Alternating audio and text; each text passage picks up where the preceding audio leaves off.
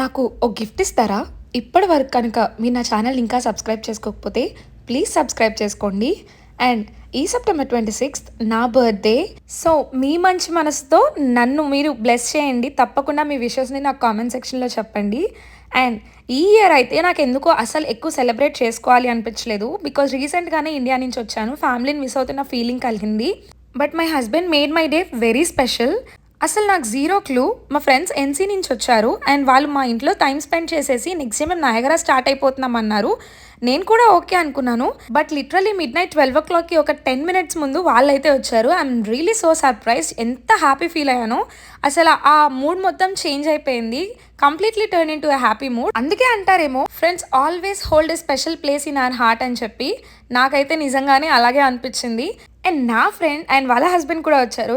అసలు సెలబ్రేషన్సే వద్దు అనుకొని ఇంత గ్రాండ్‌గా అయ్యేసరికి ఫుల్ హ్యాపీ. Do subscribe.